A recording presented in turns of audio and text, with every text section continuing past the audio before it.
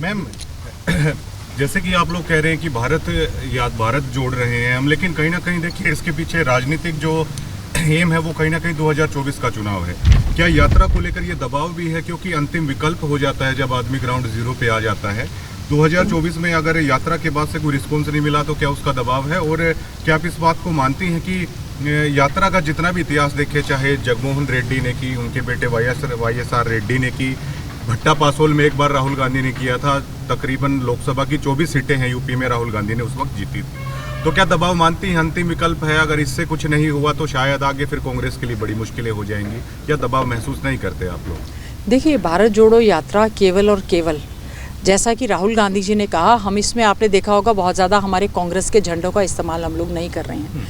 Congress party सामाजिक संगठनों के साथ भारत में जोड़ने की एक प्रक्रिया है। ऐसे तो भारत खोज जैसे पंडित जवाहरलाल नेहरू, आप कह रहे हैं जो विभिन्न यात्राएं हुई हैं वो ज़्यादातर कोई रथ यात्रा हुई है या कोई दूसरी तरह की हुई है। ये जो एक पद यात्रा है, विभिन्न प्रकार की समस्याओं को जानने का एक प्रयास है। जहां भारत जोड़ रहा है, बीजेपी के लोग कह रहे हैं ये टुकड़े टुकड़े गैंग इसमें चल रहा है। ये बीजेपी की हतोत्साहित है, उनकी परेशानी है, उनको दुख है कि भारत जोड़ो यात्रा में कांग्रेस के साथ तो लोग जुड़ गए। हमने हिमाचल प्रदेश में थंपिंग जीत एक हम लेकर आए हैं। लोगों को एक विश्वास हुआ कि बीजेपी केवल प्रोपेगेंडा करती है, एक नाटक करती है। लोगों के साथ उन्होंने, आपने देखा होगा कि ओल्ड पेंशन स्कीम को लेकर कर्मचारी लगातार धरना प्रदर्शन करते रहे, उन्होंने उनकी एक सुध नहीं ली।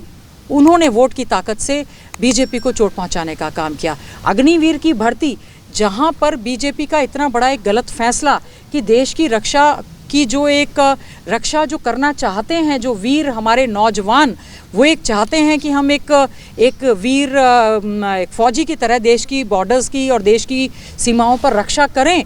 आपने उनको केवल एक उसको भी कॉन्ट्रैक्ट में एक अग्निवीर को भर्ती करने का काम किया, केवल मात्र 4 साल की भर्ती। 17 साल का युवा 22 साल में रिटायर्ड होके आ जाएगा और उसको कोई एक सर्विसमैन का कोई भी बेनिफिट नहीं है।